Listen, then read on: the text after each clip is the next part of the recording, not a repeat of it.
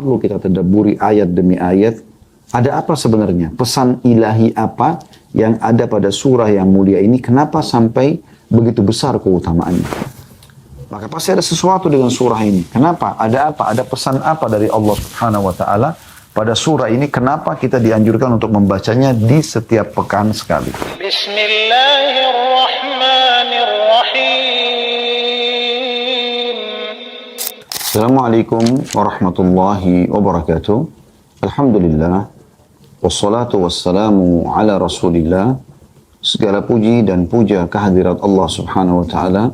Juga salawat dan taslim kepada Nabi besar Muhammad sallallahu alaihi wa ala alihi wa sahbihi wasallam. Anjuran membaca surah Al-Kahfi pada malam dan siang hari Jumat. Saya akan langsung bacakan saja. Di sini ada dua buah hadis dari Nabi sallallahu alaihi wasallam. Yang pertama adalah dengan sanad sahih, hadis nomor 736 dari awal kita belajar, yang berbunyi dari Abu Sa'id Al-Khudri radhiyallahu anhu bahwa Nabi SAW bersabda, "Man qara'a suratal kahfi fi yaumil jum'ah, adha'a lahu minan nuri ma bainal jum'atain." Barang siapa membaca surah Al-Kahfi pada hari Jumat, maka dia diterangi oleh cahaya di antara dua Jumat. Dan ini hadis diriwayatkan oleh An-Nasai, Al-Baihaqi, dan juga Al-Hakim. Dan mereka mengatakan sanadnya sahih. Juga diriwayatkan dari Ad-Darimi dalam musnadnya secara mauquf. Maksudnya hanya sampai ke sahabat kepada Abu Sa'id Al-Khudri radhiyallahu anhu, dan lafadznya adalah man qara'a suratal kahfi lailatal jum'ah adha'a lahu minan nuri ma baina wa bainal baitil atiq. Yang artinya barang siapa membaca surah Al-Kahfi pada malam Jumat, maka dia disinari oleh cahaya antara dirinya dengan Baitullah yang tua. Ya, maksudnya Baitullah adalah Ka'bah. Dan dari riwayat ini, ya, dua-duanya disahihkan oleh Syekh Albani di dalam Sahih At-Targhib wa Tarhib ini. Dan ini hadis, ya, yang disebutkan atau dua buah riwayat ini dalam satu nomor yang akan kita bahas panjang lebar pada kesempatan ini insyaAllah. Dan setelah itu kita akan pindah di pertemuan akan datang di bab ke-8 kitab sedekah. Jadi artinya ini bahasan terakhir yang kita bahas dari kitab Jum'ah. Kita akan masuk teman-teman sekalian, pelajaran yang bisa kita ambil dari hadis ini. Yang pertama adalah anjuran membaca atau keutamaan surah Al-Kahfi dulu. Dan ini nanti yang membuat atau menyebabkan kita insya Allah pada pertemuan ini, setelah menjelaskan faedah-faedah hadis, kita akan coba membaca surah Al-Kahfi, baik ayat demi ayat dan juga terjemahannya, dan kalau ada makna-makna yang bisa kita tambahkan keimanan kita atau hukum, kita akan coba paparkan insya Allah 110 ayat dari surah 18 dalam Al-Quran, yaitu surah Al-Kahfi. Dan ini berarti menandakan teman-teman sekalian kedudukan surah ini sendiri. Kenapa? Karena surah ini ditekankan sekali dalam dua riwayat tadi untuk dibaca baik di malam Jumat ataupun di hari Jumatnya. Dan memiliki keutamaan yang sangat besar sekali. Yaitu akan mendapatkan cahaya antara dia dengan Ka'bah, atau cahaya antara di dalam dua Jumat yang berlalu, Jumat itu dan Jumat setelahnya. Dan kita akan insya Allah nukil pendapat-pendapat para ulama berhubungan dengan makna daripada ini. Baik, yang pertama adalah kedudukan daripada surah Al-Kahfi yang rutin dianjurkan baca sepekan sekali, ya, baik malam Jumat ataupun di hari Jumatnya. Pelajaran yang kedua, bagaimana Allah Subhanahu wa Ta'ala, ya, menjanjikan keutamaan yang sangat besar. Dari tadi yang pertama anjuran membaca surah Al-Kahfi, yang kedua itu adalah keutamaannya membaca surah Al-Kahfi yang tadi sudah kita singgung, yaitu sebagaimana disebutkan dalam riwayat sini, Allah akan memberikan dia, kalau dia baca di malam Jumat, cahaya yang dia disinari antara dirinya dengan Ka'bah. Ya. Kalau riwayat yang pertama tadi adalah siapa yang membaca surah Al-Kahfi di hari Jumat, Allah akan berikan dia cahaya antara dua Jumat. Ini menandakan punya keutamaan yang sangat luar biasa gitu. Baik, sekarang kalau ada yang bertanya, apa yang dimaksud dengan riwayat yang pertama dia akan diberikan cahaya antara dua Jumat, dan riwayat yang kedua ya, yang mauquf tadi, yang sampai kepada Abu Sa'id al-Khudri saja radhiyallahu anhu, itu akan ada cahaya antara dia dengan Ka'bah. Kita akan coba lihat ya pendapat-pendapat ulama berhubungan dengan masalah ini. Yang pertama, makna daripada cahaya di antara dua Jumat ini adalah diampuni dosa-dosanya di antara dua Jumat. Ini makna yang pertama, diampuni dosa-dosanya di antara dua Jumat. Sebagaimana diriwayatkan dari Abdullah bin Umar radhiyallahu anhum, ia berkata bahwa Nabi SAW bersabda, Man qara'a surat al-kahfi fi yawm al-jum'ah, suti'a lahu nurun min tahti qadamihi ila ananis samai yudhi'u lahu yawm al-qiyamah wa ghufira lahu ma bainal jum'atain. Barang siapa membaca surah Al-Kahfi di hari Jumat, ia akan diterangi cahaya dari bawah kakinya hingga ke langit pada hari kiamat nanti, dan diampuni dosanya di antara dua Jumat. Saksi bahasanya adalah diampuni dosanya di antara dua Jumat. Dan ini dinukil dari Ibnu Katsir dalam Irsyadul Faqih di jilid 1 halaman 200, dan Al-Munziri, penulis buku yang sedang kita bahas, ya, berkata hadits ini diriwayatkan oleh Abu Bakar bin Marduwaih dalam tafsirnya dengan sanad la ba'sa bihi, atau bisa diterima. Jadi ini pendapat pertama yang mengatakan ini maksud memiliki cahaya adalah pengampunan dosa antara dua Jumat. Pendapat yang kedua mengatakan cahaya tersebut berupa hidayah yang menghindarkan dari maksiat di antara dua Jumat. Jadi ada petunjuk dari Allah SWT yang membuat dia tidak akan bermaksiat di dua Jumat itu. Antara Jumat itu sama Jumat setelahnya gitu. An-Nawawi, Imam Nawawi rahimahullah, salah satu ulama muslim yang masyhur, berkata, ma'nahu annaha tamna'u minal ma'asi wa tanha 'anil fahsya'i wal munkari wa tahdi ila as-sawabi kama anna an-nura yustadha'u bihi. Artinya, ia akan tertahan untuk melakukan maksiat. Yang baca surah Al-Kahfi di hari Jumat atau malam Jumat, dia akan tertahan dari maksiat sampai Jumat akan datang gitu. Maknanya ia akan tertahan untuk melakukan maksiat, terhalangi untuk perbuatan fahisyah, perbuatan keji, serta mungkar dan kesalahan-kesalahan, sebagaimana cahaya menerangi. Sebagaimana cahaya yang menerangi. Diambil dari Syarah Sahih Muslim, jadi 3, halaman 455. Ini makna yang kedua. Ya, artinya, Allah akan berikan dia hidayah sehingga dia tidak bermaksiat 1 pekan penuh. Yang ketiga, cahaya yang dimaksud adalah, atau cahaya di antara dua Jumat atau cahaya antara seseorang dan Ka'bah adalah cahaya hissi atau cahaya yang betulan gitu. Yang akan didapatkan nanti di hari kiamat. Bukan sekarang juga, tapi di hari kiamat nanti. An-Nawawi rahimahullah mengatakan, وَقِيلَ مَعْنَهُ أَنَّهُ يَكُونُ أَجْرُهَا نُورٌ بِصَاحِبِهَا يَوْمَ الْقِيَامَةِ. Sebagian ulama mengatakan maknanya adalah ia mendapatkan ganjaran kebaikan berupa cahaya di hari kiamat nanti. Sama tadi dalam syarah atau penjelasan Sahih Muslim jadi 3 halaman 455. Dan beliau mengatakan yakni cahaya yang sangat panjang dan terang yang menerangi seseorang di kegelapan hari kiamat nanti. Hari kiamat nanti kan gelap gitu. Sebagaimana dalam firman Allah Subhanahu wa taala dalam surah Al-Hadid ayat 12.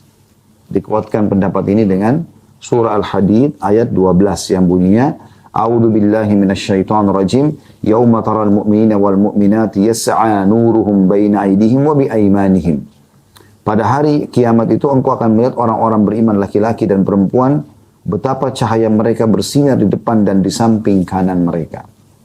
Jadi bisa nampak perbedaan antara orang beriman sama orang kafir nanti di hari kiamat. Makna yang keempat ya, daripada dua cahaya tadi adalah pahala membaca Al-Kahfi terus mengalir selama 2 Jumat.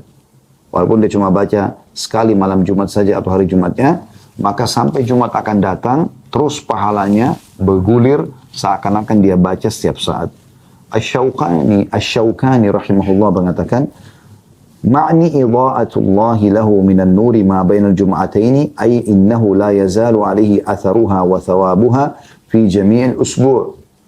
Makna diterangi cahaya dari 2 Jumat adalah pengaruh serta pahala dari membaca Al-Kahfi terus ada antara 2 Jumat. Dinukil dari kitab Tuhfatul Dzakirin, jadi 1 halaman 401. Ya. Jadi ini makna-makna yang disampaikan oleh para ulama tentang masalah surah Al-Kahfi. Ya. Jadi memang ini pendapat-pendapat yang dititik beratkan oleh para ulama tentang masalah ya, makna daripada apa yang baru kita sebutkan tadi atau makna daripada hadis. Baik, kita coba buka bersama-sama surah Al-Kahfi surah nomor 18 yang terdiri dari 110 ayat. Kita coba baca. Kalau Allah Subhanahu wa taala mudahkan kita selesaikan pada kesempatan ini, alhamdulillah. Kalau belum, maka kita akan lanjutkan di sesi akan datang. Tapi saya merasa perlu kita tadabburi ayat demi ayat. Ada apa sebenarnya? Pesan ilahi apa yang ada pada surah yang mulia ini? Kenapa sampai begitu besar keutamaannya? Anda sudah dengarkan tadi pendapat para ulama. Ya, pengampunan dosa di antara 2 Jumat, mengalir terus pahala pembacaan surahnya, mendapatkan hidayah di antara 2 Jumat. Ya, jadi banyak keutamaan. Dan ini berarti rutin dianjurkan baca setiap hari mulia. Hari Jumat itu kan hari mulia ya, hari raya kaum muslimin gitu. Malam Jumat juga adalah malam lebarannya, malam hari rayanya sebenarnya. Ya. Maka pasti ada sesuatu dengan surah ini. Kenapa? Ada apa? Ada pesan apa dari Allah Subhanahu wa taala pada surah ini? Kenapa kita dianjurkan untuk membacanya di setiap pekan sekali?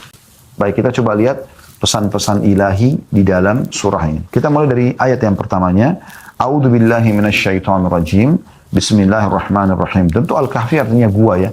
Karena di situ diceritakan tentang ada anak muda yang beriman kepada Allah SWT menyelamatkan agama mereka ke dalam gua, ya. Baik. Yang pertama adalah ayatnya A'udzubillahi minasyaitonirrajim. Bismillahirrahmanirrahim. Alhamdulillahilladzi anzala 'ala 'abdihil kitaba wa lam yaj'al lahu 'iwaja. Artinya, segala puji bagi Allah yang telah menurunkan kepada hambanya Muhammad sallallahu alaihi wasallam Alkitab, maksudnya Al-Quran.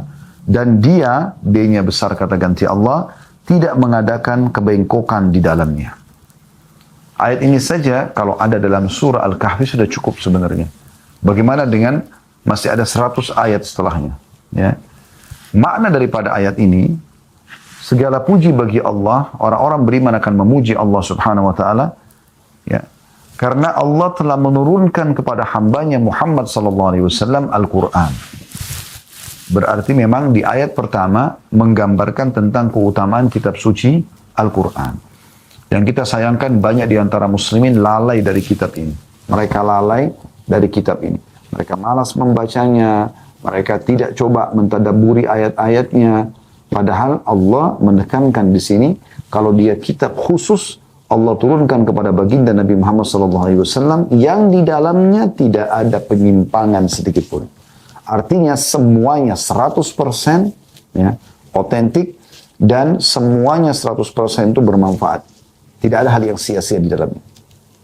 Selain memang membacanya dapat pahala setiap hurufnya 10 pahala sebagaimana kata Nabi SAW siapa yang membaca 1 huruf dari Al-Quran akan diberikan 1 pahala yang dilipat gandakan menjadi 10 kali lipat. Berarti 10 pahala. Dan saya tidak mengatakan alif, lam, mim 1 huruf. Ya. Tapi alif 1 huruf, lam 1 huruf, dan mim 1 huruf. Jadi awal Al-Baqarah alif, lam, mim itu 30 pahalanya. Jadi membacanya dapat pahala. Selain daripada itu, semua di dalamnya. Tidak ada yang sia-sia. Kata Allah SWT, وَلَمْ يَجْعَلْ لَهُ عِوَجًا. Tidak ada penyimpangan, tidak ada pembengkokan, tidak ada hal yang sia-sia di dalamnya. Semuanya kalau Anda baca bermanfaat buat Anda. Selain memang pahala per hurufnya Anda akan dapatkan. Juga dalam sabda Nabi SAW yang lain, ya, Iqra'ul Qur'an, baca Al-Quran, fa'innahu ya'ti syafi'an di ahlihi yawmal qiyamah. Karena dia akan datang menolong pembacanya pada hari kiamat.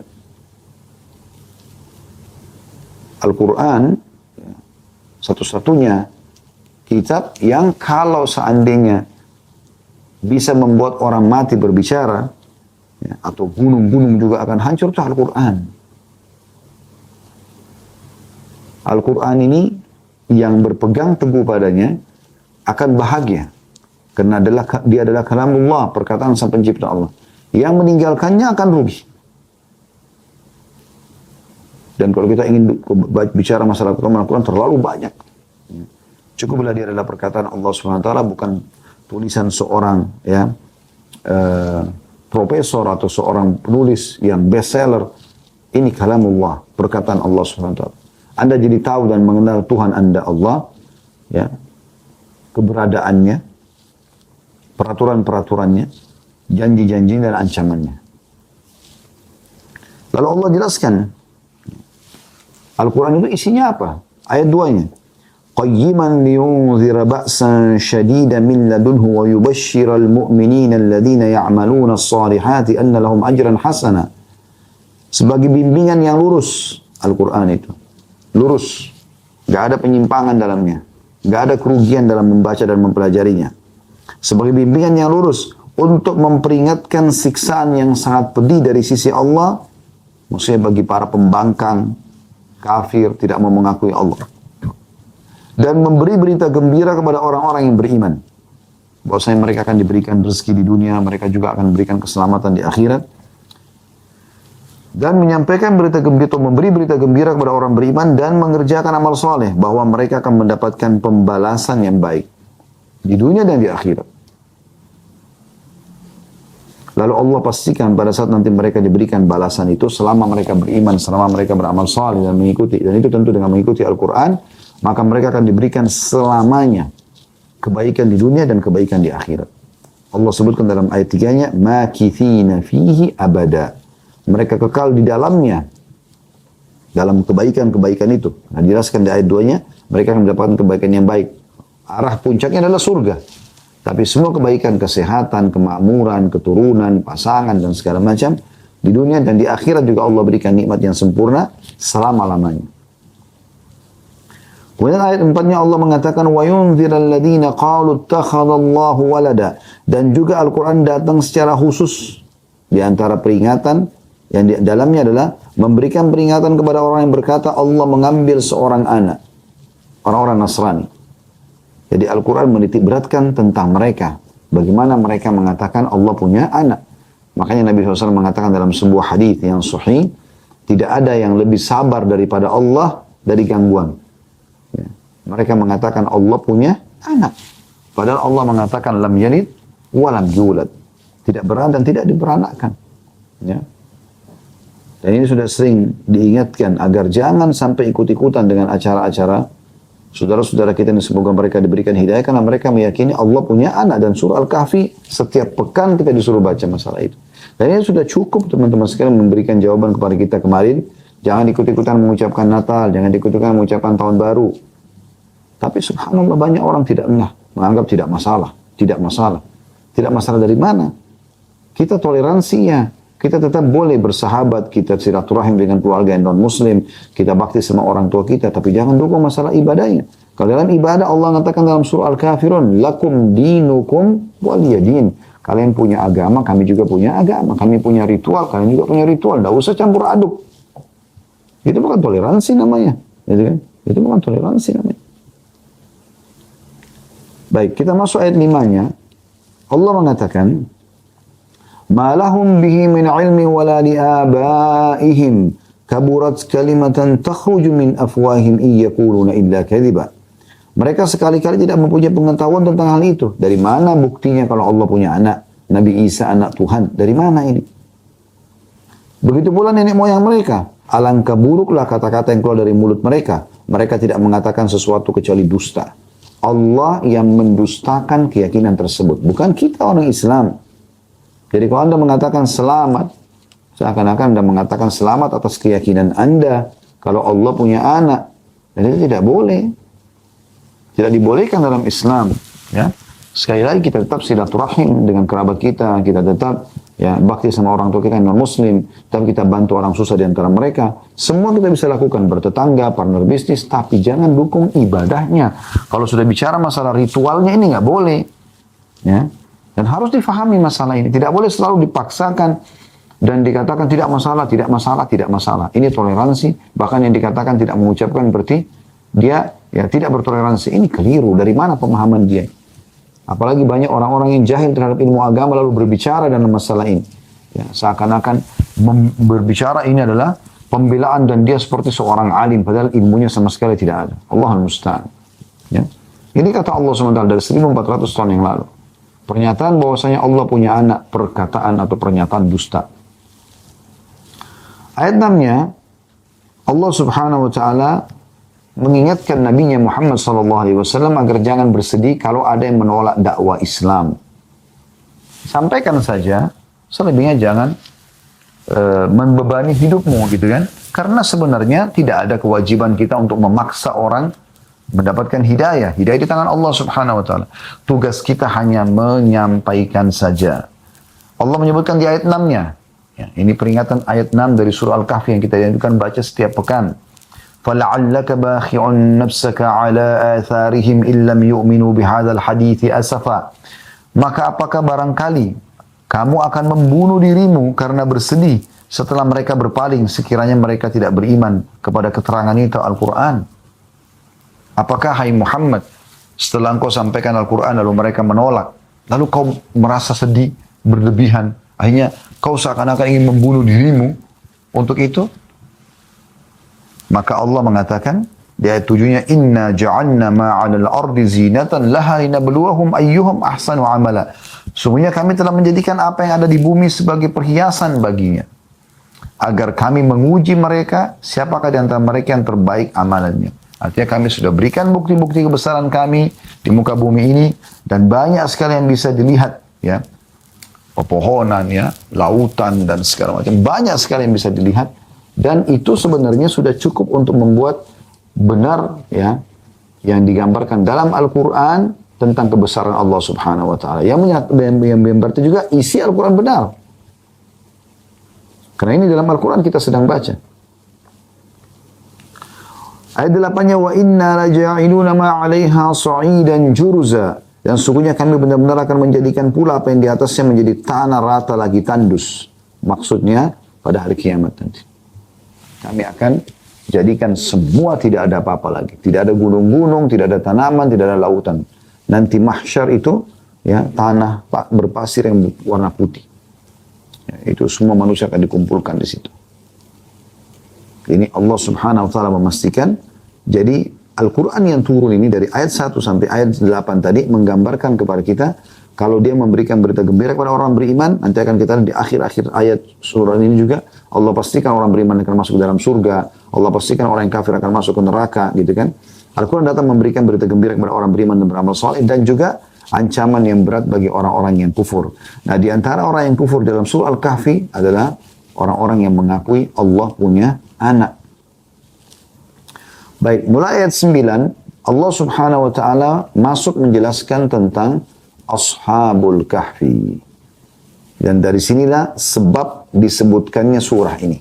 Dikenal dengan surah Al-Kahfi. Al-Kahfi adalah gua.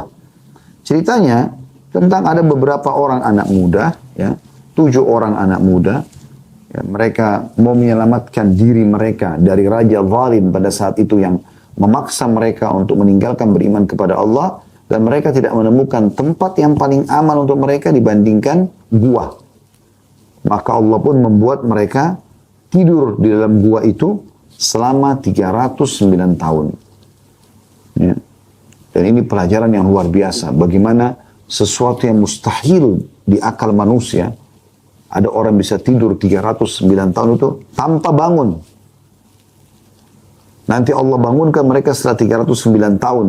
Raja zalim itu dan seluruh sekutunya sudah wafat. Sudah ada raja yang beriman di saat itu kepada Allah subhanahu wa ta'ala, baru Allah bangunkan mereka. Dan guanya sangat kecil. Kami pernah datangi gua itu, ada di Jordania. Dan pendapat Allahu a'lam yang paling kuat menyatakan memang itu adalah gua Al-Kahfi itu. Dari semua banyak penekanan bahwasanya ini adalah gua Al-Kahfi, seperti di Turki juga dikatakan ada. Tapi pendapat yang paling kuat sebenarnya adalah memang di Jordan. Dan itu kalau Anda berkunjung di sana, ya, kami biasanya di Uhud Tour kalau ada paket umrah plus Palestina, pasti kami masuk ke Jordan, lalu kemudian kami juga mendatangi gua Ashabul Kahfi, dan di situ ada pengurus khusus dari pemerintahan kerajaan Jordania. Mereka menjual DVD, dalam bentuk DVD dan buku keterangan tentang bukti-bukti nyata kalau memang itu adalah gua Al-Kahfi yang disebutkan dalam Al-Quran. Dan ada titik-titik tempat mereka tidur pada saat itu. Ya. Baik, Saya bacakan, A'udzubillahi minasyaitonirrajim. Am hasibta anna ashabal kahfi warraqimi kanu min ayatina ajaba. Apakah engkau mengira bahwa penghuni gua atau ashabul kahfi dan ar-raqim, maksudnya batu bertuliskan kisah mereka, adalah termasuk ayat-ayat kami yang menakjubkan? Ini ada penjelasan dari para ulama. Sa'id bin Jubair rahimahullah, seorang ulama tabi'in, menjelaskan makna ar-raqim adalah sebuah papan dari batu yang dituliskan kisah ashabul kahfi dan diletakkan di depan pintu gua. Sebagaimana dinukil dari tafsir At-Tabari. Ar-raqim juga maknanya adalah al-markum atau yang tertulis. Karena ar-raqmu adalah al-kitabah atau tulisan. Dinukil dari tafsir Al-Baghawi. Pada ayat ini Allah Ta'ala bertanya, apakah kalian takjub dengan kisah ashabul kahfi? Yang itu adalah salah satu ayat tanda-tanda atau salah satu tanda-tanda kekuasaan Allah. Ya. Artinya kisah ashabul kahfi adalah sangat menakjubkan. Dan itu adalah salah satu tanda kekuasaan Allah. Namun sangat banyak tanda-tanda kekuasaan Allah ini yang jauh lebih besar dan lebih menakjubkan dari hal itu. Qatadah rahimahullah mengatakan banyak di antara ayat-ayat kami yang lebih menakjubkan dibandingkan hal itu. Atau kisah ashabul kahfi. Sebenarnya dinukil dari At-Tabari dalam tafsir beliau dan juga Ibnu Katsir. Ya, dalam tafsir beliau dinukil dari Mujahid atau seorang ulama salaf dari tabi'in dulu yang bernama Mujahid. Nah ini jadi Allah SWT mengatakan kalau membaca kisah ashabul kahfi saja kalian sudah terkagum-kagum, kalian juga bisa mendatangi guanya, menyaksikan. Ya. Dan tentu di saat sekarang sudah tidak ada lagi batu yang diukir di situ yang ada kisah mereka ya. Tapi yang ada adalah tempat-tempat mereka, titik-titik mereka istirahat atau tidur pada saat itu. Ya, jadi 7 orang itu terbagi. Di ayat 10-nya Allah menggambarkan siapa sebenarnya ashabul kahfi itu atau orang-orang yang ada di gua itu. Id awal fityatu ilal kahfi faqalu rabbana atina min ladunka rahmatan wa hayyi lana min amrina rasyada. Ketika sekelompok pemuda bernaung ke dalam sebuah gua, kemudian mereka berkata, wahai Tuhan kami, berilah kepada kami rahmat dari sisimu dan jadikanlah bagi kami petunjuk dari urusan kami. Al-fityah di sini, awal fityatu jamak daripada al-fata yang artinya pemuda. Ya. Berarti fityah adalah pemuda-pemuda. Sehingga al-fityah itu adalah sekelompok pemuda-pemuda. Itu maknanya. Berarti Allah Subhanahu wa taala sedang memuji beberapa anak-anak muda yang memang mereka beriman kepada Allah Subhanahu wa taala. Dan tentu ini adalah salah satu kisah yang ada di zaman sebelum kita yang Allah nukilkan. Dan masih banyak yang belum Allah nukilkan. Tapi apa pesan ilahi di sini? Pesan ilahi setelah tadi di 8 ayat pertama tentang masalah Al-Quran. Ya, itu kita bisa mengatakan mutiara pertama dari surah Al-Kahfi. 8 ayat pertama menjelaskan tentang keutamaan Al-Quran. Dan di dalamnya berisikan berita gembira bagi orang beriman dan beramal saleh dan ancaman bagi orang yang kufur. Ya. Dan diantaranya mengatakan Allah punya anak. Kemudian mutiara yang kedua dari ayat-ayat surah Al-Kahfi ini adalah mulai ayat 9 ya, itu tentang kisah ashabul kahfi. Siapa mereka? Anak-anak muda. Berarti ada pujian Allah Subhanahu wa taala kepada anak-anak muda yang tumbuh di atas ketaatan Allah. Ini sejalan dengan makna hadis Nabi sallallahu alaihi wasallam yang sahih diriwayatkan Imam Bukhari, ada 7 golongan yang Allah akan naungi pada hari kiamat, tidak ada naungan kecuali naungan Allah. Di antara dari 7 golongan tersebut ya, selain pemimpin yang adil, maka ada anak muda yang tumbuh di atas ketaatan Allah Subhanahu wa taala. Justru pada saat potensi mereka, energi mereka lagi maksimal, maka digunakan untuk ketaatan kepada Allah Subhanahu wa taala. Justru mereka tutup aurat, justru mereka menurunkan pandangan dari haram, justru mereka menjaga telinga dari pendengaran yang haram, justru mereka jaga kemaluan dari yang haram, tangan menjamah dari yang haram, kaki melangkah kepada tempat yang haram. Ini semua dijauhi, justru pada saat muda itu. Dan mereka sibukkan semua itu dengan ibadah. Sayang sekali, banyak orang subhanallah, di musim haji, musim umrah, mereka yang datang orang-orang tua semua. Mana waktu masa mudanya dipakai untuk apa? Maksiat kepada Allah SWT. Ya. Bahkan kadang-kadang yang membuat saya tanda kutip sedikit tersinggung ya. Seakan-akan kalau ada anak muda yang tampan atau cantik, atau seorang wanita, anak laki-laki yang tampan atau anak perempuan yang cantik, lalu hadir di majelis ilmu, atau misalnya saleh dan saleha, maka ada sebagian orang yang jauh dari agama dan jauh dari iman, mereka mengatakan, kok nggak jadi artis ya? Kok begini dan begitu? Seakan-akan, kok di sini sih tempatnya? Sayang gitu, harusnya di sana gitu. Harusnya dia dipamer ketampanannya, dipamer kecantikannya, lalu bermaksiat lah, pura-pura jadi istri, pura-pura jadi suami, buat rekayasa cerita dan segala macam. Ini aneh sekali. Padahal justru orang yang tampan dan cantik harus lebih layak bersyukur kepada Allah dengan melakukan ketaatan kepada Allah. Kata Nabi SAW, Inna Allah yu'jibu min syabin laisa lahu sabuh. Atau kama qala Nabi SAW. Allah sangat kagum dengan anak muda yang tidak mengikuti hawa nafsunya. Justru di masa muda itu, potensi kita gunakan untuk beribadah kepada Allah Subhanahu Wa Taala. Apakah Anda sudah tahu pemilik Darul Arqam yang Nabi SAW menjadikannya sebagai basis dakwah di Mekah itu seorang anak muda umur 16 tahun? Apakah Anda sudah tahu ya sahabat-sahabat yang mulia termasuk di dalam surga seperti Talha bin Ubaidillah, Zubair bin Awam, Ali bin Abi Thalib, Ridwanul Alim adalah dari orang di dalam surga ini adalah anak-anak muda yang tumbuh di atas ketaatan Allah Subhanahu Wa Taala. Ya. Apakah Anda sudah tahu bahwasanya Abdullah bin Abbas, Abdullah bin Umar, Abdullah bin Amr bin As, Abdullah bin Mas'ud, ya, yang dikenal dengan Abadilah, ya. 4 orang yang dimulai dengan Abdullah namanya. Kemudian Anas bin Malik, Usama bin Zaid, Ridwanullah alim adalah anak-anak muda, sahabat yang mereka masih sangat muda waktu Nabi SAW meninggal pun umurnya masih belasan tahun, bahkan baru ada seperti Anas bin Malik umur 19 tahun. Yang lainnya dekat-dekat dengan itu atau mungkin lebih sedikit 2-3 tahun, 20 tahun, 21 tahun, 22 tahun. Waktu Nabi SAW meninggal. Jadi mereka habiskan masa kecilnya sama masa remajanya itu justru dengan meriwayatkan hadis, mempelajari hadis dengan ibadah kepada Allah SWT. Sehingga di umur-umur yang masih 20 tahun, 25 tahun mereka sudah jadi ulamanya muslimin. Kemudian di sini ada penjelasannya. Syekh Utsaimin rahimahullah menjelaskan bahwa itu adalah usia pemuda yang sempurna dalam hal kekuatan dan semangatnya.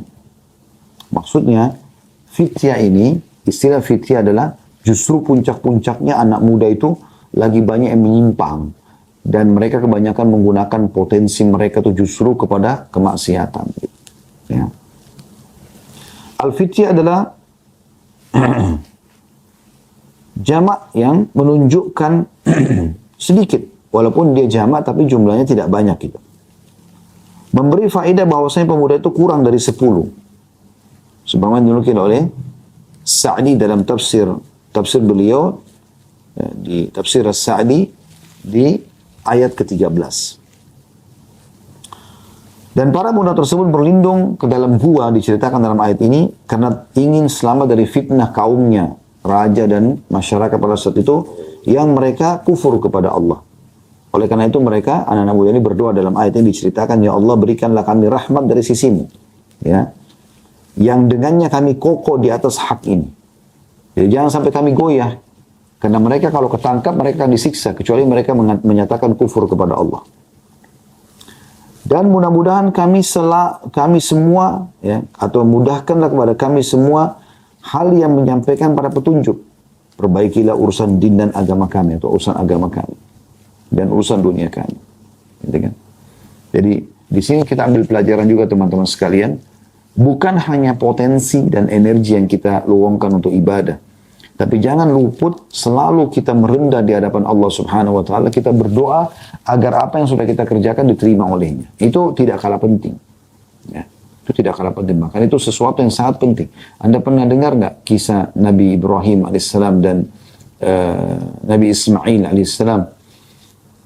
Selepas mereka membangun Ka'bah yang merupakan perintah Allah Subhanahu wa taala. Membangun Ka'bah itu perintah Allah Subhanahu wa taala. Namun mereka setelah mengerjakan dengan ikhlas sampai Allah kekalkan bekas telapak kaki Nabi Ibrahim, dikenal dengan maqam Ibrahim, dan kita dianjurkan sholat sunnah 2 rakaat di belakangnya bagi orang yang tawaf, umrah ataupun haji.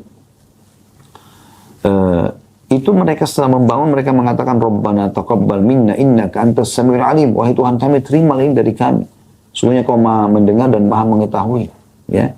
Wa tub alaina innaka antat tawwabur rahim, dan terimalah taubat kami, sungguh kau maha menerima taubat hamba-hambamu itu. Dan maha pengasih, maksudnya Jangan sampai ada yang kurang di sini yang kami kerjakan, maka terimalah tobat kami, maafkan kami. Mereka anak muda ini kembali kepada Ashabul Kahfi. Mereka lari pada saat itu demi untuk menyelamatkan keimanan mereka dan ibadah mereka kepada Allah Subhanahu wa taala. Dan mereka sudah tidak tahu harus kemana lagi melarikan diri. Akhirnya mereka mencari, kalau mereka keluar kota, mereka pada saat itu berjalan kaki, ya. Mereka kalau keluar kota akan dikejar oleh pasukan-pasukan raja yang zalim pada saat itu. Maka mereka tidak menemukan cara yang terbaik untuk menyelamatkan diri dan tidak perlu keluar kota dan tiba-tiba bisa menghilang, sulit untuk ditemukan kecuali dalam gua. Karena pada saat itu di wilayah sekitar itu penuh dengan gunung-gunung batu dan gunung-gunung batu ini sangat banyak.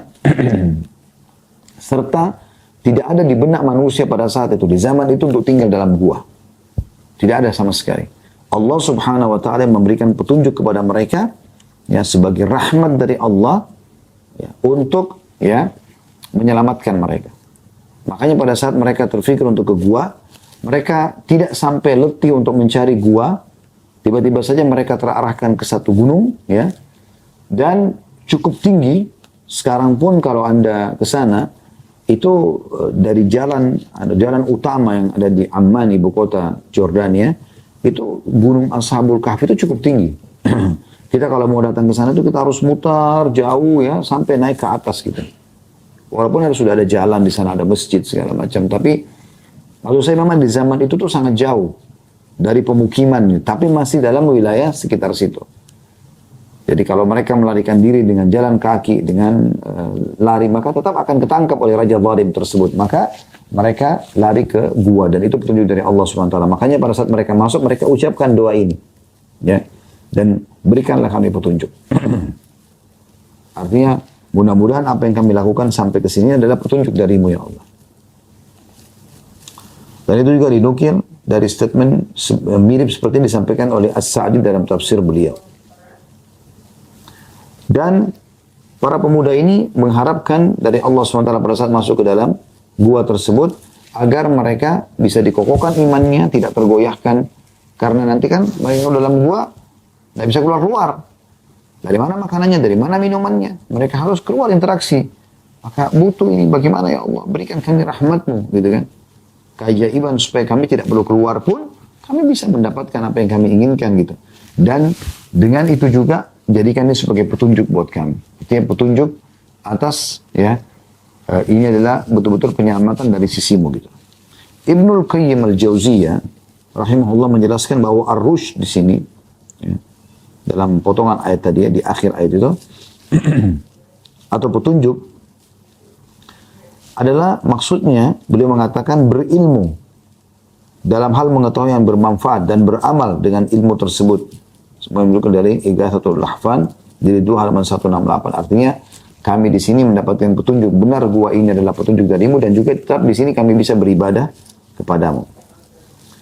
Dan makna doa mereka, wahyi lana min amrina rasyada ya, secara global semua, dan jadikanlah akibat urusan kami adalah semuanya petunjuk.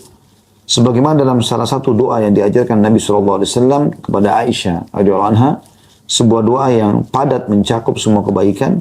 Allahumma inni as'aluka minal khairi ya, kullihi ajilihi wa ajilihi ma alimtu minhu ma lam a'lam.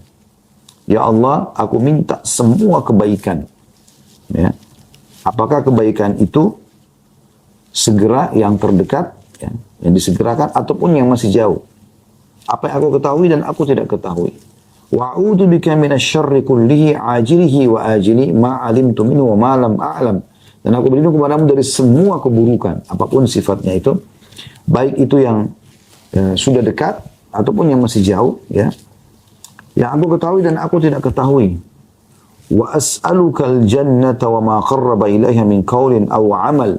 Dan aku minta kepadamu perkataan ya Allah dan perbuatan yang bisa membawaku ke surga, ya. Wa'udzu bika minan nari wa ma qarraba ilaiha min qaulin aw amal. Dan aku berlindung kepadamu dari neraka dan apapun yang bisa membawa ke neraka tersebut, mendekatkan dengan neraka dari perkataan dan perbuatan. Wa as'aluka mimma sa'alaka bihi Muhammadun dan aku minta semua yang pernah diminta oleh Nabi Muhammad sallallahu alaihi wasallam, wa a'udzubika mimma ta'awwadha minhu Muhammadun wa ma qadaita li min qada'in faj'al akibatahu rusyda. Dan aku berlindung juga kepadamu dari semua keburukan yang Muhammad sallallahu alaihi wasallam telah berlindung padanya, dan aku minta, ya, semua ini dari saksi bahasan kita, segala yang engkau tetapkan kepadaku akhirnya adalah petunjuk. Ini diriwayatkan Bukhari dalam kitab Adab Mufrad, dan ini disahihkan oleh Syekh Albani. Ini tafsir ayat 10-nya. Ya. Jadi maksudnya, mereka ini pada saat masuk dalam Al-Kahfi, tadi mereka bingung, tidak tahu harus kemana lagi. Maka mereka masuk ke gua itu. Pada saat mereka masuk, mereka berharap jangan sampai di sini mereka terdesak, mereka jadi tidak bisa ibadah, hanya mereka lemah imannya, minta dikokohkan, dan juga jadikan ini petunjuk dari Allah SWT. Baik. Di ayat 11-nya Allah mengatakan فَضَرَبْنَا عَلَىٰ آذَانِهِمْ فِي الْكَهْفِ سِنِينَ عَدَدًا. Ya. Maka kemudian kami tutup telinga mereka atau tidurkan mereka. Ya. Ini bahasa kiasan, tapi tidurkan mereka. Maknanya di dalam gua selama bertahun-tahun yang telah terhitung waktunya. Maksudnya hanya Allah yang tahu. Dalam ayat ini Allah menjelaskan bahwasanya dialah yang telah menidurkan para pemuda Ashabul Kahfi itu selama bertahun-tahun. Ya. Dan di sini disebutkan sinina adada, bertahun-tahun tertentu, ya. Maksudnya tahun-tahun yang terhitung waktunya. Allah, ya, menjelaskan itu. Masih dalam surah Al-Kahfinya, kalau yang dimaksud adalah 309 tahun. Sebagaimana nanti kita lihat di ayat 25-nya. Ya, Allah jelaskan itu. Dan dengan ditidurkannya mereka, maka terdapat penjagaan bagi hati mereka dari rasa takut dan keguncangan, dari khawatir iman mereka goyah misalnya, atau mereka jadi goyah imannya karena terancam akan dibunuh oleh raja zalim dan para penduduk yang kufur kepada Allah pada saat itu. Dan juga penjagaan bagi mereka dari kaum, ya, dari kaum mereka yang telah dijelaskan dalam apa yang mereka ucapkan, ya, kekufuran mereka, atau mengizinkan mereka tentang kekufuran mereka, nanti akhirnya membunuh atau menyiksa anak-anak muda ini.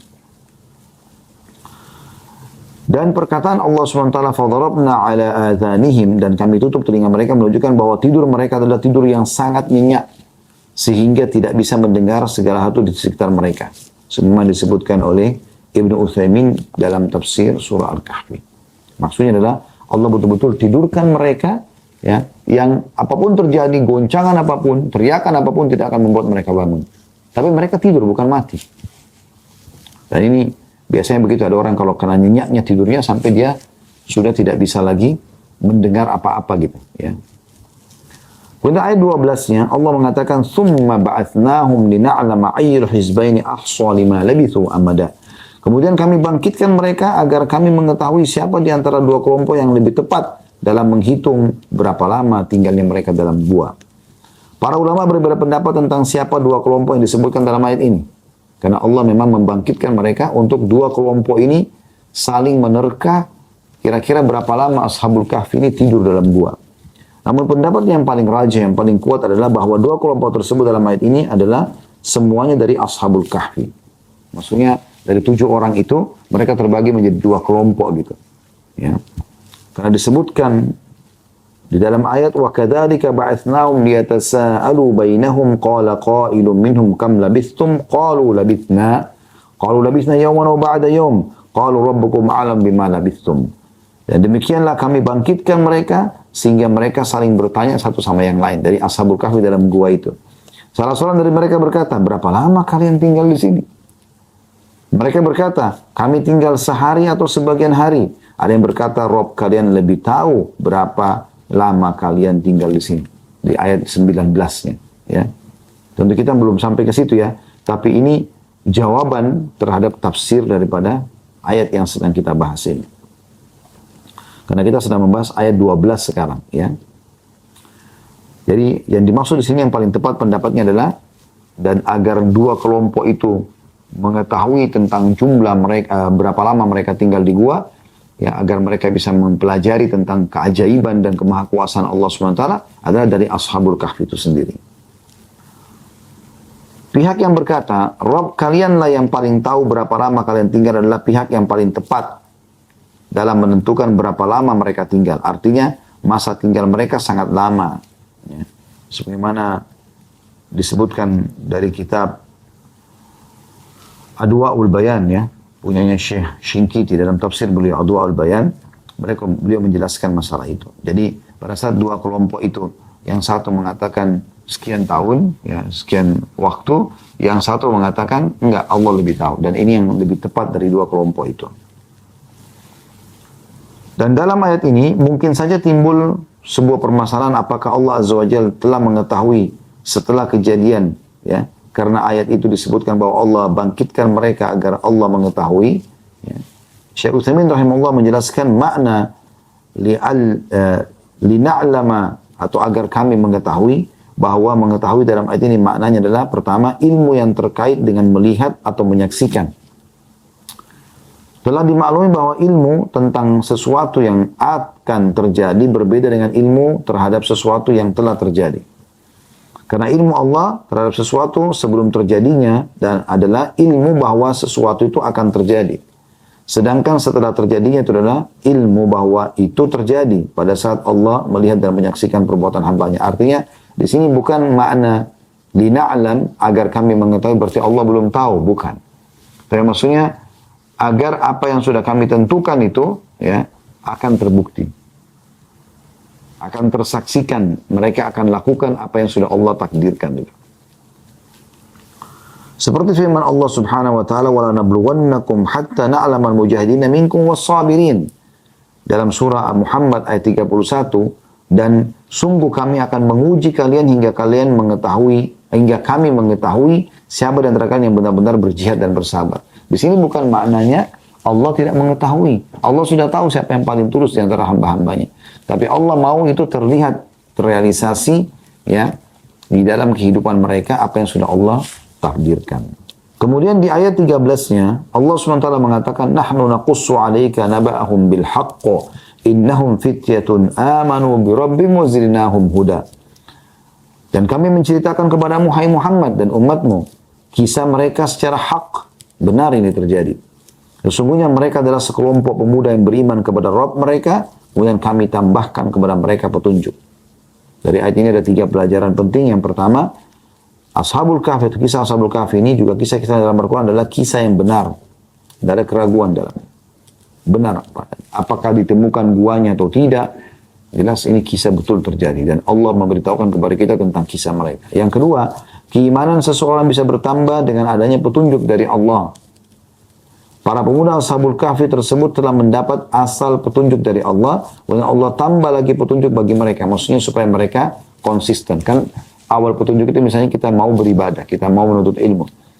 Nah, setelah itu petunjuk yang ditambahkan adalah istiqomahnya seseorang dalam kebaikan tersebut. Makanya kita selalu mengatakan ihdinas siratal mustaqim dalam surah Al-Fatihah. Padahal kita sudah dapat petunjuk, tapi kita mengatakan ihdinas siratal mustaqim supaya kita konsisten dalam mempertahankan petunjuk tersebut. Dan Imam Bukhari mengatakan dalam sahihnya atau kitab sahih beliau, yang dimaksud dengan di sini bertambahnya keimanan. Maksudnya bertambah petunjuk adalah bertambah keimanan supaya lebih kokoh dalam beribadah kepada Allah Subhanahu wa taala.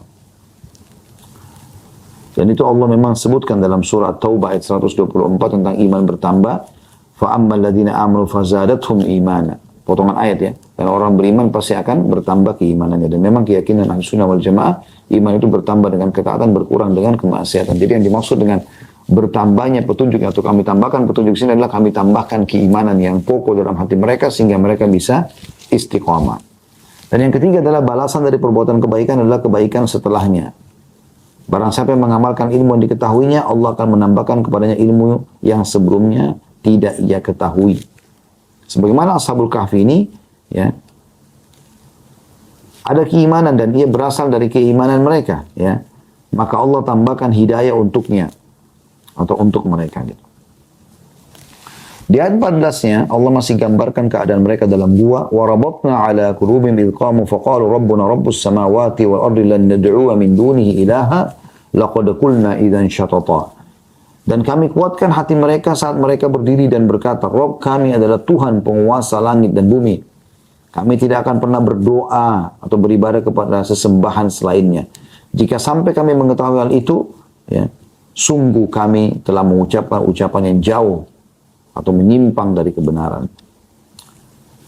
Dari hadis ini kita bisa ambil pelajaran pertama, Allah yang mengokohkan hati orang-orang beriman saat mereka kokoh menyampaikan al-haq. Jadi kapan Anda mulai mengenal agama Allah, mulai belajar, mulai terapkan, maka Allah akan kokohkan itu selama Anda memang mau. Ya. Jadi mulai dari diri kita dulu, gitu kan. Jadi Allah berikan pertama sinyalnya, kalau Anda raih itu, azan misalnya, udah saya mau sholat. Nanti Allah kokohkan hati Anda untuk meneruskan sholat itu sampai selesai. Gitu. Anda mulai membaca Quran, nanti Allah, kalau Anda lakukan, Allah akan kokohkan iman Anda, supaya Anda menyelesaikan atau membaca lebih banyak ayat Quran, begitu terus dengan ibadah-ibadah yang lainnya. Allah SWT mengokohkan hati Ashabul Kahfi sehingga kuat dalam menyampaikan akidah dan keyakinan mereka. Sebenarnya disebutkan dalam ayat ini. Maksudnya, ini kisah di ayat 14 ini, sebelum mereka masuk ke dalam gua, mereka sempat mengatakan perkataan ini di depan kaumnya. Waktu mereka diajak untuk syirik kepada Allah, mereka tidak mau. Dan ini juga yang membuat Allah Subhanahu wa Ta'ala kokohkan hatinya ibunya Nabi Musa alaihissalam, ya, pada saat Nabi Musa harus ditaruh dalam kotak dan seterusnya, gitu kan. Yang mengokohkan hatinya Nabi Musa sendiri pada saat di depan matanya Laut Merah, kemudian di belakangnya Fir'aun yang akan membantai seluruh orang-orang beriman pada saat itu. Ini juga yang mengokohkan hati Nabi Isa alaihissalam pada saat beliau harus berdakwah di kaumnya yang ada di antara mereka tetap mengingkari tentang kenabiannya dan seterusnya. Kemudian teman-teman sekalian, selanjutnya di ayat ke-15-nya ya. Haula'i qaumun ittakhadhu min dunihi aliha laula ya'tuna 'alaihim bisultanin bayyin faman adzamu mimman iftara 'ala Allahi kadhiba. Kaum kami ini telah menjadikan selain dia, selain Allah sebagai Tuhan-Tuhan yang disembah. Maksudnya pada saat itu mereka sembah berhala-berhala. Ya. Karena anak-anak muda yang dipaksa untuk menyembah, mereka tidak mau. Mengapa mereka tidak mengemukakan alasan yang terang tentang kepercayaan mereka? Jadi pas anak muda ini mengatakan, kenapa kalian sembah berhala-berhala, untuk apa? Apa manfaatnya? Mereka bisa lakukan apa buat kalian? Nggak ada jawaban yang jelas dari kaumnya. Jadi ini mirip dengan kisah Nabi Ibrahim alaihissalam ya. Siapakah yang lebih zalim daripada orang-orang yang mengada-ngadakan kebohongan terhadap Allah? Jadi anak-anak muda ini masih dalam keadaan fitrahnya, masih dalam keadaan keyakinan yang benarnya dalam hatinya, mereka tidak menerima ini. Nggak masuk akal. Kenapa berhala? Gitu kan? Dan itu luar biasa bagaimana syaitan menyesatkan orang penyembah berhala ini. Makanya sangat wajar Nabi Ibrahim AS mengatakan, menunjuk berhala sambil mengatakan, innahunna adlalna kathiran minan nas. Berhala-berhala ini ya Allah banyak sekali menyesatkan manusia karena ditunggangi oleh syaitan. Jelas-jelas patung nggak bisa buat apa-apa, tapi dianggap Tuhan gitu. Ya. Sampai waktu Nabi SAW menaklukkan kota Mekah dan beliau keliling untuk menghancurkan 360 berhala. Orang-orang Quraisy terperangah dan mereka antara percaya dengan tidak, yang mereka selama ini anggap ya mengucapkan kata buruk saja di depan patung yang mereka kultuskan itu sudah bisa terjadi. Bahkan ada di antara mereka yang tidak berani menatap patung yang mereka anggap Tuhan itu. Nabi SAW tunjukkan kepada mereka semua ini kebohongan. Beliau menggunakan tongkatnya dan ada patung yang disentuh sama tongkat hancur. Ada yang belum disentuh sudah hancur. Terakhir Nabi SAW biarkan Hubal. Hubal itu patung yang paling besar. Bahkan patung itu dirantai sama mereka. Dengan maksud supaya tidak ada yang mencurinya gitu. Mereka takut Tuhannya dicuri. Maka Nabi SAW di atas unta beliau yang mulia, ya, beliau memegang tongkat lalu menusuk ke matanya Hubal. Lalu goncanglah Hubal sampai 3 kali dan beliau membaca waqul ja'al haq wa zahaqal batil inna batila kana zahuqa. Katakan telah datang kebenaran, ya, dan kebatilan pasti akan hancur. Pasti kebatilan itu akan hilang. Maka hancurlah Hubal pada saat itu dan tidak tersisa lagi patung di dekat Ka'bah. Baik, ayat 16-nya, wa idh tazaltumuhum ma ya'buduna innallaha fa'u ilal kahfi yanshur lakum rabbukum min rahmatihi wa yuhayyi lakum min amrikum mirfaqa. Dan apakah kamu meninggalkan mereka dan apa yang mereka sembah selain Allah, Maka carilah tempat berlindung ke dalam gua, niscaya Tuhanmu akan melimpahkan sebagian rahmatnya kepadamu dan menyediakan sesuatu yang berguna bagimu dalam urusan kamu. Di sini ayat 16-nya Allah menggambarkan anak-anak muda ini, ya, sebagaimana juga dalam beberapa athar, mereka sebenarnya anak-anak tokoh masyarakat, anak-anak pejabat. Mereka punya pengaruh, ya. Maka pada saat mereka dengan akal sehatnya, ya, mereka menolak ajaran untuk menyembah berhala-berhala ini, maka satu sama lain mengatakan kayaknya sudah nggak ada gunanya kita menyampaikan ini sama mereka, apalagi raja mereka pada itu mengancam akan menghukum mati. Maka mereka pun melarikan diri dan sudah saya sampaikan tadi bagaimana gua tempat paling aman pada saat itu agar tidak dijangkau oleh orang-orang zalim tersebut. Lalu Allah gambarkan di ayat 17-nya tentang bagaimana kondisi mereka dalam gua dan bagaimana Allah Subhanahu wa taala mengawetkan badan mereka 309 tahun. Allah mengatakan, "Wa tara asy-syamsa idza tala'at tazawaru 'an kahfihim dzatal yamini wa idza gharabat taghridu bil shimali wa hum fi fajwatin min dzalika min ayatillah may yahdillahu fahuwal muhtad wa may yudlil falan tajid lahu waliyyan mursyida." Dan kamu akan melihat matahari ketika terbit condong dari gua mereka ke sebelah kanan, dan bila matahari terbenam menjauhi mereka ke sebelah kiri, ya, sedangkan mereka berada dalam tempat yang luas dalam gua itu. Itu adalah sebagian dari tanda-tanda kebesaran Allah. Barang siapa yang diberi petunjuk oleh Allah, maka dia yang mendapat petunjuk. Dan barang siapa yang disesatkan, maka kamu tidak akan mendapatkan seseorang pemimpin pun yang dapat memberi petunjuk kepadanya. Jadi artinya, kamu akan melihat matahari ketika terbit condong dari gua mereka di sebelah kanan. Dan bila matahari terbenam, menjauh ke sebelah kiri. Yang saya pernah lihat di situ, di gua Ashabul Kahfi itu, di sisi kanan gua, bagian dalam itu, di sebelah kanan itu seperti ada lubang memang, ya. Dan di sebelah kiri juga begitu. Yang di sini memang tempat terbitnya matahari dan di sana terbenamnya matahari. Allah Maha Kuasa membuat cahaya matahari itu hanya masuk menimpa mereka hanya pada saat terbit dan pada saat terbenam. Dan tentu Anda tidak asing lagi sekarang dengan penelitian, ya, kalau cahaya matahari di awal terbit ataupun pada saat mau terbenam, ya, itu sangat bagus gitu, ya, sangat baik. Beda dengan kalau di siang hari terik yang bisa merusak kulit atau bermanfaat buat manusia di awal terbit dan terbenam. Maka ini salah satu yang Allah gambarkan dalam Al-Quran pada saat Allah, ya, menjaga tubuh mereka. Selain memang penjagaan Allah sudah jelas, ini salah satu sebabnya saja. Di ayat 18-nya, وَتَحْسَبُهُمْ أَيْقَاظًا وَهُمْ رُقُودٌ وَنُقَلِّبُهُمْ ذَاتَ الْيَمِينِ وَذَاتَ الشِّمَالِ وَكَلْبُهُمْ بَاسِطٌ ذِرَاعَيْهِ بِالْوَصِيدِ لَوْ اطَّلَعْتَ عَلَيْهِمْ لَوَلَّيْتَ مِنْهُمْ فِرَارًا وَلَمُلِئْتَ مِنْهُمْ رُعْبًا. Dan kamu mengira mereka itu bangun, padahal mereka sedang tidur, ya. Dan kami membalik-balikkan mereka ke kanan dan ke kiri, sedang anjing mereka menggulurkan kedua tangannya di muka pintu gua. Dan jika kamu menyaksikan mereka, tentulah kamu akan berpaling dari mereka dengan balikan diri, dan tentulah hati kamu akan dipenuhi oleh ketakutan terhadap mereka. Artinya, mereka seakan-akan, ya, tidur, ya, bangun, tapi sebenarnya mereka tidur. Makna di sini adalah mereka tertidur, tapi matanya juga ada masih kelihatan seperti ada yang terbuka. Mereka masih bisa terlihat seperti orang yang bangun gitu. Lalu Allah yang membolak-balikkan mereka kanan, kiri, ya, supaya mereka tidak monoton di satu tempat. Kuasa Allah Subhanahu wa taala. Dan di sini maksudnya adalah kalau orang masuk ke sana, orang lihat, mungkin orang akan ketakutan melihat kejadian tersebut. Ya, karena keadaan mereka yang seakan-akan, ya, mereka tuh bergerak kanan kiri, dan mereka seakan-akan tidak tidur padahal mereka sedang tidur. Di ayat 19-nya, وَكَذَلِكَ بَعَثْنَاهُمْ لِيَتَسَاءَلُوا بَيْنَهُمْ قَالَ قَائِلٌ مِّنْهُمْ كَمْ لَبِثْتُمْ قَالُوا لَبِثْنَا يَوْمًا أَوْ بَعْضَ يَوْمٍ قَالُوا رَبُّكُمْ أَعْلَمُ بِمَا لَبِثْتُمْ فَابْعَثُوا أَحَدَكُمْ بِوَرْقِكُمْ هَٰذِهِ إِلَى الْمَدِينَةِ فَلْيَنظُرْ أَيُّهَا أَزْكَىٰ طَعَامًا فَلْيَأْتِكُم بِرِزْقٍ مِّنْهُ وَلْيَتَلَطَّفْ وَلَا يُشْعِرَنَّ بِكُمْ أَحَدًا. Dan demikianlah kami bangunkan mereka setelah itu. Tentu setelah 309 tahun, nanti akan kita lihat di ayat 25 penjelasan itu, ya. Dan kami bangunkan mereka agar mereka saling bertanya di antara mereka, ya, sendiri di antara mereka. Ya.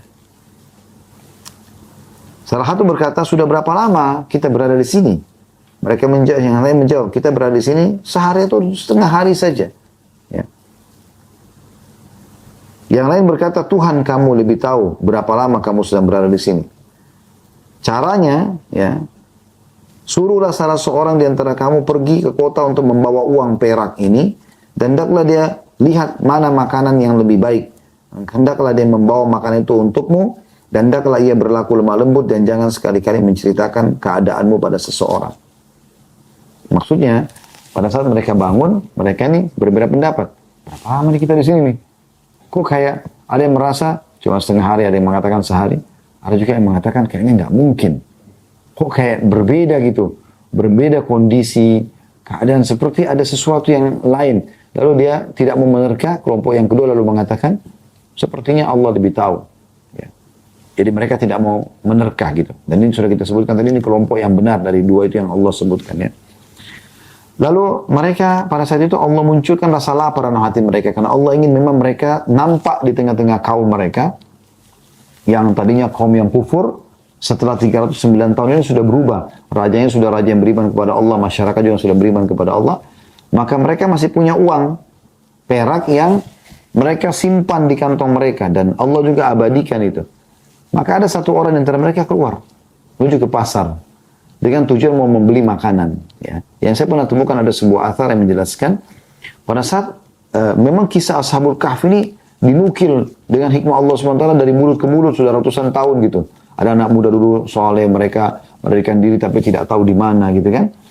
Pada saat dia ke pasar, dia mau beli makanan. Kemudian dia keluarkan uang peraknya. Uang perak ini sudah tidak berlaku di masa itu. Karena uang perak ini uang dulu gitu. Maka si penjual ini mulai penasaran, gitu kan? Nanya-nanya lah, sampai akhirnya kebongkar. Walaupun pesannya di sini di ayat 20-nya perhatikan, ya. Pada saat salah satu di antara mereka bicara, coba ada yang keluar di antara kita beli makanan, tapi jangan sampai nampak, gitu kan? Karena di ayat 20 dikatakan, innahum iyadharu alaikum yarjumukum au yu'idukum fi millatin walan tuflihu idan abada. Sesungguhnya jika mereka dapat mengetahui tempatmu, dia tidak sembunyi-sembunyi beli makanan nih, dan ketahuan oleh raja zalim dan masyarakat itu, maka niscaya mereka akan melempar kamu dengan batu, merajam. Karena memang di situ ancamannya kalau mereka tak beriman pada Allah akan dibunuh gitu kan. Atau memaksamu kembali kepada agama mereka, menyembah berhala-berhala. Dan jika demikian, niscaya kamu tidak akan beruntung selamanya. Di ayat 21-nya. Wa kadzalika atharna 'alaihim liya'lamu anna wa'dallahi haqqun wa anna as-sa'ata la raiba fiha idh yatanaza'una bainahum amrahum. فقالوا بنوا عليهم بنيانا ربهم أعلم بهم قال الذين غلبوا على أمر لنتخذن عليهم مسجدا. Maka demikian pula kami mempertemukan manusia dengan mereka. Nah, tadi kasusnya pada saat satu orang sudah belanja, dilihat uangnya kok uang kuno gitu, ya. Mulailah ditanya, akhirnya terungkap gitu. Allah mengatakan itu hikmah Allah. Demikianlah kami mempertemukan manusia dengan mereka agar manusia itu mengetahui bahwa janji Allah itu benar. Jadi kisah Ashabul Kahfi itu sudah dinukil di antara masyarakat pada saat itu kan. Dan bahwa kedatangan hari kiamat tidak ada keraguan padanya. Akhirnya mereka jadi tahu. Oh ini anak muda nih ya, yang dulu lari gitu kan. Menyelamatkan diri di mana teman-temanmu? Diungkapkan gitu kan oleh yang belanja ini gitu. Karena pada saat itu dia sempat bicara sama, dalam sebuah athar yang pernah kami temukan, dia sempat bicara dengan penjual tersebut, siapa raja, bagaimana keadaan raja sekarang gitu. Ya. Maka dia mengatakan, raja kami Fulan bin Fulan, gitu disebutkan namanya, beriman kepada Allah. Maka orang yang beri makan ini kaget loh. Bukankah raja kalian Fulan bin Fulan? Maka si penjual makanan itu raja yang sudah meninggal ratusan tahun yang lalu. Itu raja kufur kepada Allah. Maka salah satu Ashabul Kahfi yang beli makanan ini kaget loh. Kok bisa? Sudah meninggal? Iya. Sekarang raja kalian berapa lama meninggal? Sekian ratus tahun yang lalu. Jadi dia ragu juga dengan dirinya sendiri. Ini ratusan tahun yang lalu. Maka mulailah terjadi pembicaraan pada satu di pasar. Karena di pasar keramaian mulailah orang menukil pembicaraan. Orang akhirnya Allah berikan petunjuk. Orang-orang merasa ini adalah Ashabul Kahfi yang dulu hilang ceritanya ratusan tahun yang lalu gitu. Dikatakan oleh Allah, dan itu hikmahnya agar manusia menyadari kalau memang hari kiamat itu benar terjadi dan Allah Maha Kuasa gitu kan. Ketika orang-orang itu bercerita tentang urusan mereka, orang-orang itu berkata, dirikan sebuah bangunan di atas gua mereka. Tuhan mereka lebih mengetahui tentang mereka. Orang-orang yang berkuasa atas urusan mereka berkata, sesungguhnya kami akan mendirikan sebuah rumah peribadatan di atasnya. Ya. Kemudian ayat 22-nya sayakuna thalathatur rabi'uhum kalbuhum wa yakuna khamsatun sadisum kalbuhum rajman bil ghaib wa yakuna sab'atun wa thaminum kalbuhum qur rabbi a'lam bi'iddatin ma ya'lamu illa qalil fala tumari fihim illa mira'an zahiran wa la tastafti fihim minhum ahada. Nanti ada orang yang akan mengatakan jumlah mereka adalah 3 orang, yang keempat adalah anjingnya. Ada juga yang mengatakan jumlah mereka 5 dan yang keenam adalah anjingnya. Sebagai terkaan terhadap barang yang gaib dan jumlah lain, ya. Mereka ada juga yang mengatakan jumlah mereka 7 orang, yang ke-8 adalah anjingnya. Katakanlah, Tuhanku lebih mengetahui jumlah mereka, tidak ada orang yang mengetahui bilangan mereka kecuali sedikit. Karena itu janganlah kaum Muhammad bertengkar tentang hal itu, ya, kecuali ya pembicaraan lahir saja, dan jangan kamu menanyakan tentang mereka ya, kepada seorang pun di antara mereka. Ya, maksudnya tidak perlu dijadikan sebagai dialog berapa jumlah mereka, mau 3K, mau 4K, mau 5K, mau 6K, mau 7K, gitu kan. Walaupun memang ada dinukil beberapa riwayat tentang jumlah-jumlah mereka, tapi dalam ayat ini Allah SWT tidak mengatakan bukan penting untuk kalian tahu jumlah mereka, yang penting kalian ambil pelajaran daripada itu. Ya. Jadi di sini Allah Subhanahu Wa Taala menggambarkan tentang keadaan mereka. Ya. Kita akan tutup insya Allah sampai ayat 25 ya. Di ayat 23-nya, wala taqulanna li syai'in inni fa'ilun dzalika ghada, dan janganlah sekali-kali kamu mengatakan tentang suatu sesungguhnya aku akan mengerjakan hal ini esok atau besok. Maksud dari pelajaran Ashabul Kahfi, lihat mereka segera menyelamatkan dirinya dan tidak menunda-nunda. Dan kalaupun harus mengerjakan nanti akan dikerjakan, maka mengatakan ya Masya Allah. Karena di ayat 24-nya Allah katakan illa an yasha Allah. Wadhkur rabbaka idza nasita wa qul asa an yahdi rabbi li aqraba min hadza rasyada. Kecuali orang yang menyebut insya Allah. Dan ingatlah kepada Tuhanmu jika kamu lupa dan katakan mudah-mudahan Tuhanku akan memberiku petunjuk kepada yang lebih dekat kebenarannya daripada ini. Ya. Maksudnya ya kalau mau kerjakan sesuatu katakan insya Allah. Dan ini jelas sekali dalam sebuah hadis yang sahih riwayat Bukhari. Pernah Nabi Sulaiman kata Nabi Muhammad SAW ya mengatakan aku akan menggauli 99 pasanganku yang aku berharap setiap pasangan akan melahirkan satu orang mujahid di jalan Allah. Maka ada seseorang mengingatkan Nabi Sulaiman AS mengatakan bilanglah insya Allah wahai Nabi Allah, tapi dia lupa, dia tidak ucapkan. Maka tidak, dari 99 tidak ada yang melahirkan kecuali satu orang saja. Kata Nabi Muhammad SAW, andai saja dia mengatakan insya Allah, maka akan dikabulkan apa yang dia inginkan itu. Maka selalu ucapkan insya Allah. Dan dari ayat ini juga kita ambil pelajaran, kebanyakan orang teman-teman kata-kata insya Allah ini dianggap, kalau misalnya dia janjian nih, nanti kamu datang ke rumah saya besok ya, insya Allah. Oh jangan insya Allah dong. Seakan-akan insya Allah itu bukan sesuatu yang pasti. Terbalik, insya Allah itu berarti pasti akan datang. Jadi kalau ada halangan pun berarti itu dengan keinginan Allah Subhanahu wa ta'ala. Di ayat 25-nya, sampai ayat 26 ya tepatnya. Walabithu fi kahfim 300 sinina wazdadu tis'a. Dan mereka tinggal dalam gua mereka 300 tahun dan ditambah 9 tahun. Ini tadi penjelasan tentang 309 tahun mereka dalam gua. Lalu ayat 26-nya terakhir kita tutup dengan ini insyaallah ya. Qulillahu a'lam bima labithu lahu ghaibus samawati wal ardi absir bihi wa asmi' ma lahum min dunihi min wali wa la yusyriku fi hukmihi ahada. Katakanlah, hai Muhammad, Allah lebih mengetahui berapa lama mereka tinggal di gua itu. Kepunyaannya lah semua yang tersembunyi di langit dan di bumi. Alangkah terang penglihatannya Allah itu. N-nya kata ganti Allah penglihatannya. Ya. Dan alangkah tajam pendengarannya. N-nya juga kata ganti Allah karena dibesarkan. Tak ada seorang pelindung pun bagi mereka selain daripadanya. Dan dia tidak mengambil seorang pun menjadi sekutunya dalam menetapkan keputusan. Jadi setelah Allah sebutkan tentang mereka 309 tahun itu, ya, Allah ingin memberikan gambaran kepada mereka, tidak ada satu orang pun termasuk Ashabul Kahfi sendiri dan masyarakat di situ yang tahu jumlah pastinya. Berapa tahun mereka tinggal di gua. Tapi Allah menyebutkan kepada Nabi Muhammad SAW dan kita sebagai umatnya dalam Al-Quran sebagai mukjizat. Kalau Allah mengatakan Allah lebih tahu mereka tinggal berapa lama. Dan Allah beritakan kepada kalian mereka tinggal selama 309 tahun. Ya. Kesimpulannya teman-teman sekalian kita ambil dua mutiara di kesempatan ini. Dan insya Allah kita lakukan di pertemuan akan datang nanti mutiara selanjutnya tentang surah Al-Kahfi. Agar kita pada saat membaca di hari Jumat dan malam Jumat kita tahu apa yang sedang kita baca ya. Yaitu 8 ayat pertama. Itu berisikan tentang kebenaran Al-Quran dan bagaimana isinya adalah berita gembira bagi orang beriman dan beramal soleh, dan juga ancaman bagi orang yang kufur dan dititik beratkan bagi orang yang mengaku Allah punya anak, ya, bagi yang kufur ini. Kemudian dari ayat 9 sampai ayat 26 itu tentang kisah Ashabul Kahfi, anak-anak muda yang menyelamatkan iman dan akidah mereka, ya, dari raja-raja zalim dan masyarakat zalim yang menyembah berhala dan syirik kepada Allah SWT, agar mereka selamat, ya, dan Allah SWT kekalkan mereka selama 309 tahun, ya, dan dijadikan sebagai tanda-tanda pelajaran bagi manusia pada saat itu kalau Allah Maha Kuasa dan Allah itu ada. Dan juga Allah Subhanahu wa taala menjadikan pelajaran buat kita semua dengan dikekalkannya dalam surah Al-Quran yang dikenal dengan surah Al-Kahfi, dan dari sinilah sebab disebutkannya surah Al-Kahfi. Dan insya Allah kita akan lanjutkan nanti, pertemuan akan datang sisa ayat-ayatnya yang kita coba ambil hikmah dan pelajarannya insya Allah.